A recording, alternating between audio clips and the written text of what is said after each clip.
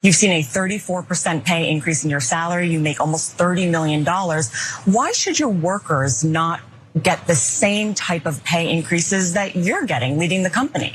Well, if you look at compensation, my compensation, 92% of it is based on performance of the company. When the company does well, everyone does well. When the company does well, everyone does well. Well, last night at midnight, the workers of the United Auto Workers Union went on strike. They began their strike against the three big automakers, which of course are GM, Ford, and I didn't know this about a week ago, Stellantis.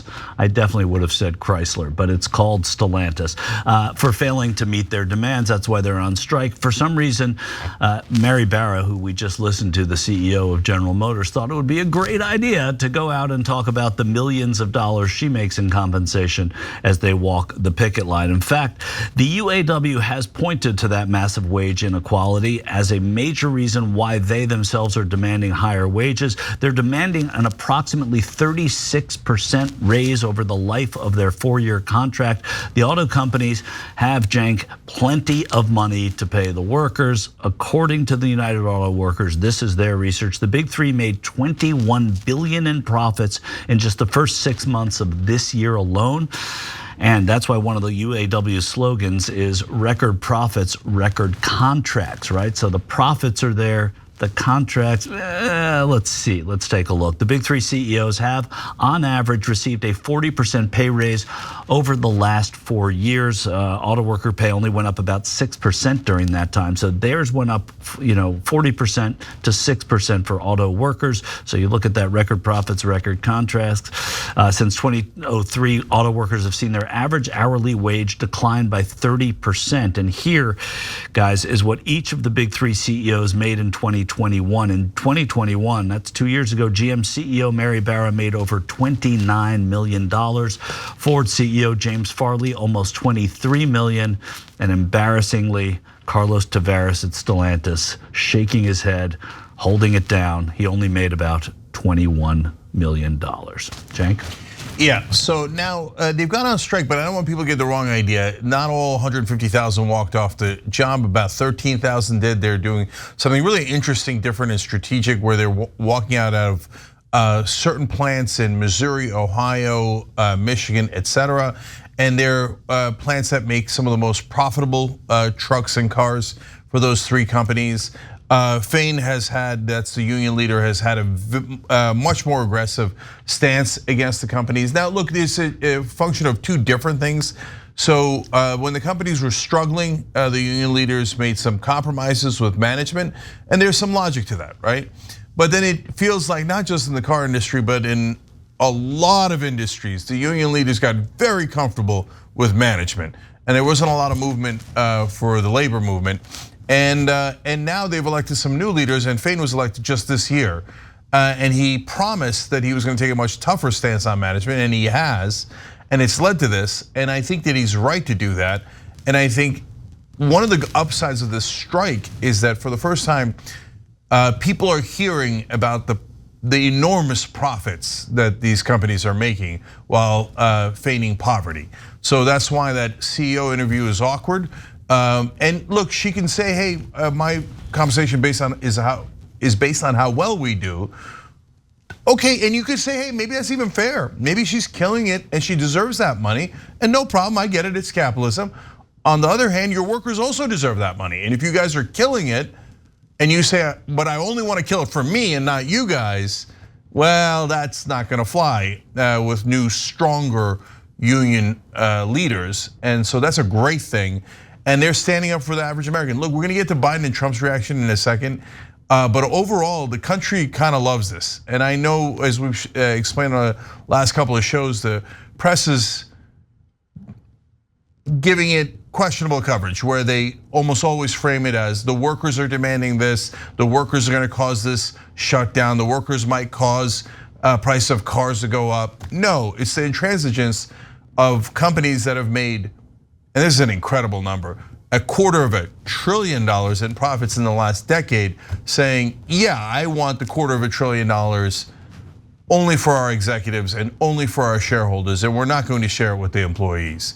And if your price of your cars go up because of the strike, that's who you should blame, not who the mainstream press is telling you to blame. But overall, it's at least getting it in the news, and people can at least see the facts. And when they see those numbers, no matter how corporate media is framing it, what they're saying is, go get them, UAW, and fight for yourselves and fight for the rest of us. Yeah, definitely the way corporate media frames these things is, kind of like how a multi-level marketing salesperson wants you to sign up tomorrow. You know what I'm saying? Like, when can our next meeting be tomorrow? Accept whatever little you can. But obviously, they're striking because they're not getting the pay that they want. And for the last decade, they've been making compromises because, and this is why it's important that we just looked at the profits, because, we have to save money so that we can invest into this and that. So the workers are always at the expense. But the reason why she couldn't justify that she's making $30 million a year based on, how well the company's doing. Well, if everybody's making $30 million, then ain't nobody making $30 million. So if your workers were getting paid well, then this strike wouldn't be going on. And what they're asking for is, I think, a 32% pay increase. The companies are offering a 20% increase. They're asking for a 32-hour work week for 40 hours of pay. So they're asking for relatively general things that make sense, that are pretty pragmatic, that are very practical. But this really is the best way for the middle class to remain the middle class. This is the best way that we have to, show the managerial class that, y'all need us and you can't really do anything without us. So, let's encourage people to continue to strike as much as we can. And this strike itself, let's look at it. I mean, it is unique. It's the first time they've ever struck all three auto workers at the same time. You guys both talked about what they're doing and how they're doing it. They can disrupt the entire supply chain by just striking at a few plants.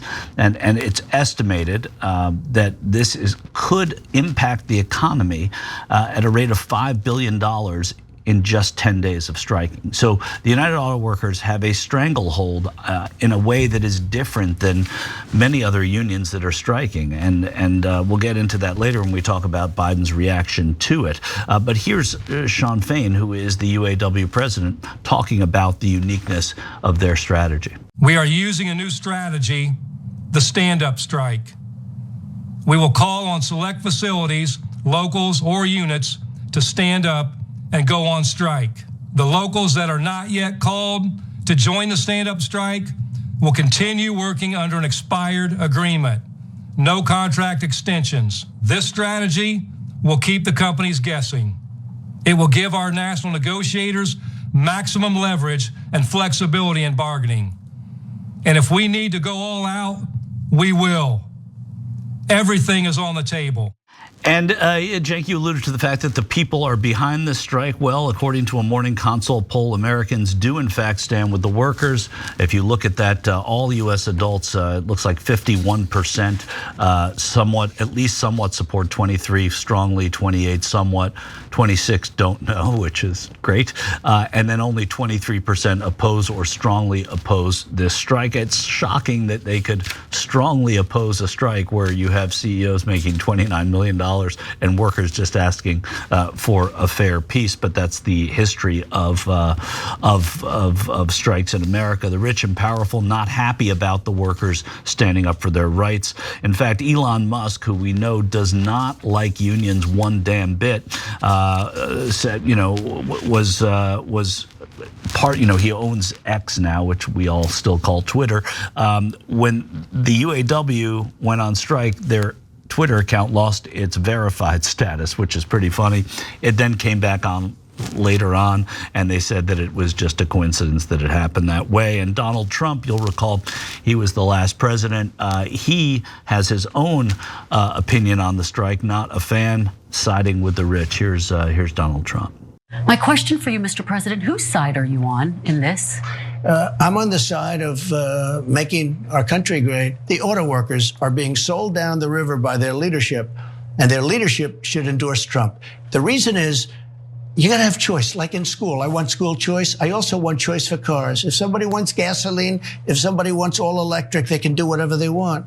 But they're destroying the consumer, and they're destroying the auto workers. The auto workers will not have any jobs, Kristen, because all of these cars are gonna be made in China. The auto workers will not have any jobs, he says. Politically, guys, it's a curious position for Trump to take, because while Biden's a union guy, the auto workers is a different kind of union. His relationship with the union, the auto workers union, has changed drastically because of his advocacy for electric cars, and the unions think that that is going to take jobs away because it doesn't require as many jobs on the assembly line. And so Trump, in a way, has an opportunity to court them, but going after Sean Fain out of the gate when he's getting kudos right now for the way the strike was handled seems a curious political play by that guy. Well, I don't know about that, Michael, and I want to show Biden's clip in a second too. But first of all, at least one outlet that I saw had a headline: Trump backs the workers. But yeah, I mean, you we hear showed the clip. Yeah. I mean, and that's not backing the workers at all. No, but nor is it backing their leadership, and this is new leadership that they elected and they like. Yeah, I understand, but number one, when he loudly says like the workers are getting screwed, a lot of people interpret that as he's in favor of the workers. He then goes out to state a position that's against the workers. Right, and that's maddening, and that's why it's our job to correct that. But at the same time, we have to be careful, because some of that bombast sounds sometimes like he's fighting for them. And it has an anti-establishment ring to it because all their leaders are screwing them. Now, in this particular case, if you're the United Auto Workers, it's probably not gonna resonate with you because you're pretty thrilled with how Sean Fain's been handling this, and you like the new leadership that you have. That certainly seems to be the case based on the reporting. But overall, he gives some vague impression of being on the workers' side. But what he actually was saying is that if we go to electric cars, all of these workers are gonna be gone. And he had no solution for that. I think it almost sounded like to me like they better not strike too much, otherwise their jobs are gonna get shipped out to China, and that's gonna be worse. And that's his backdoor way of doing what he always does, supporting the rich and corporations while pretending to be a populist, and he's a fake one, obviously. All right, Jackson. To me, he's the king of saying nothing. He says everything. He's on everybody's side, and therefore he says absolutely nothing. He stays vague. And one of the things that you point out, Cenk, all the time is one of the things that's most underestimated about Donald Trump is how just unbelievably unintelligent he is. You could watch a whole interview, and to me, he just looks like a man who's desperate to not be thrown in prison. And we'll get to the story later about how he says he absolutely wouldn't pardon himself, but Trump's just flailing around. He's doing everything he can to stay out of jail, and that's all I see. Anytime he says anything, it's just him running his mouth saying a whole bunch of not a damn thing. So then we get to Biden. So Biden, it's a tough place for the president. He is notoriously and famous for being a pro-union guy as he was coming up. The auto workers a little different, as we talked about his stance on the environment as president, and his initiatives on electric vehicles have sent the auto workers into a bit of a tailspin. So it becomes a tricky place. It's also a tricky place because he has lots of wealthy donors to who he's beholden. Many of them are chairmen of boards. But his experience with the auto industry bailout in the Obama administration has kept him sort of cozy with the auto workers, had done so. He spoke with Sean Fain the other day, and this morning he spoke on the issue of this auto strike. Auto companies have seen record profits, including the last few years, because of the extraordinary skill and sacrifices of the UAW workers. But those record profits have not been shared fairly, in my view, with those workers. Let's be clear. No one wants a strike. Say it again, no one wants a strike. But I respect workers' right to use their options under the collective bargaining system. And I understand the workers' frustration. Over generations, auto workers sacrificed so much to keep the industry alive and strong, especially through the economic crisis and the pandemic. Workers deserve a fair share of the benefits they helped create for an enterprise, and the companies have made some significant offers. But I believe they should go further to ensure record corporate profits mean record contracts for the UAW. Let me say that again. Record corporate profits, which they have, should be shared by record contracts for the UAW. The president not making any bones about where he is coming down, at least now and at least publicly in this. I know you'll probably find bones, Cenk, but he was pretty direct about taking their motto of record profits and record contracts and holding their feet to the fire on this in as much as he does that. He can't step in. He can't do anything. It's not like a railway strike or an airline strike where he can step in and act upon it. He has to. What he can do is keep them negotiating and put pressure on them. But I think this was a clear backing of the workers, both for political and probably historical reasons. So we're going to ask you guys, because I think this one's complicated, and we got a poll on it in a second, which we'll get to. And all the polls, you always have a link in the description box. Look, he very mixed record here. His National Labor Relations Board is really great. On the rail strike, he backed the companies, and that was a disaster. But afterwards, he went back and actually helped the workers to get days off, and didn't get a lot of credit for it. And that actually is going to go to my main critique here. And he's done absolutely nothing with the PRO Act, despite promising that he would do it and make it a priority, et cetera. Is nothing with it, and as exactly as predicted. So it's for a Democrat, a 50-50 record is pretty good, I mean, I'm just keeping it real in terms of expectations, right? And here in that speech, he wasn't even quite 50-50. He was more on the workers' side, right? I mean, it wasn't even close. Yeah.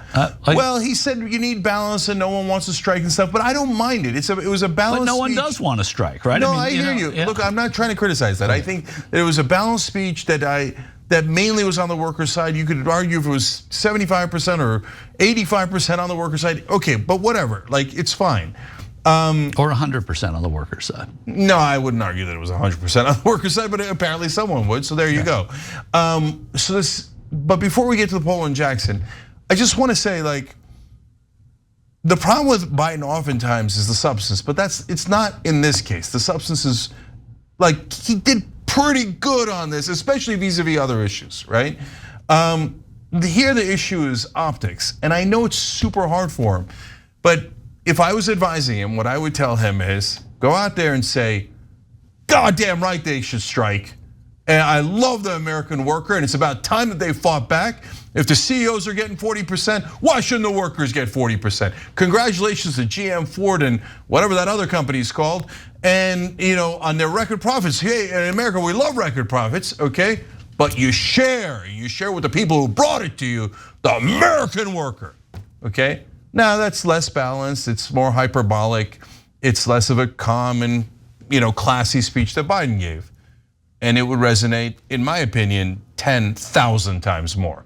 And then we wouldn't be having a debate or not us, we're clear on it because it's obvious, but the press is having a debate about whether Trump or Biden is more pro-worker, and that's a joke. And he could take all that away with much stronger speeches. I know it's not in his nature. Jackson, before we go to you, I just want to tell him where the poll is. tyt.com/polls/UAW strike, but you could do just /polls and you'll get there. We're asking, did you think that Joe Biden was going to stand with the UAW or the big three companies? Now look, so far so good. You'd be right to, I think, answer the workers so far, but he does have that record and those donors are real and they do have enormous power in DC. So if there was a moment where Biden could do something significant and real in the physical world, right? Like in the railway strike where you could say, I'm ending it or not ending it. I don't think there's gonna be a moment like this in this one, but which way is he going to act rather than talk is the point of that poll question. Yeah, and I think that the optic issue extends further beyond just the Biden administration, but just one that the Democrats have an issue with entirely, especially since Bill Clinton came in office. But when Biden says that he's the most pro-union president ever, but at the same time, the National Labor Relations Board that you mentioned basically made it such that workers have a right to unionize and come together.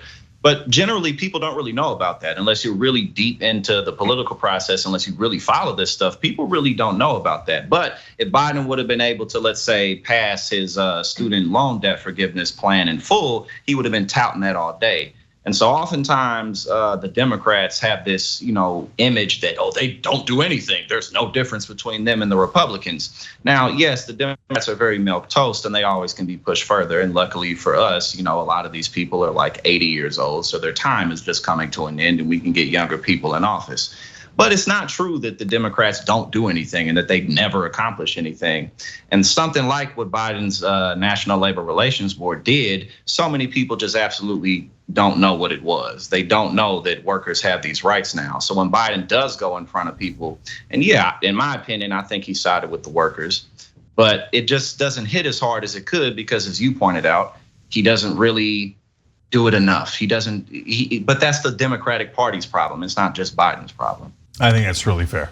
Yeah, it's fair. I just think that he came out in favor of, and that was Bidenese. I mean, you have to listen to who is speaking and hear it how that person speaks. He's the president, and we know what he speaks like. We've known it for 50 years, and that is about and that doesn't mean you have to love it, but that's pretty, I would say, emphatic for Joe Biden, and I think that's what you saw there. So, especially at a time when union membership is declining around the country, and he's been someone who's been boosting it up, or trying to, for quite a while.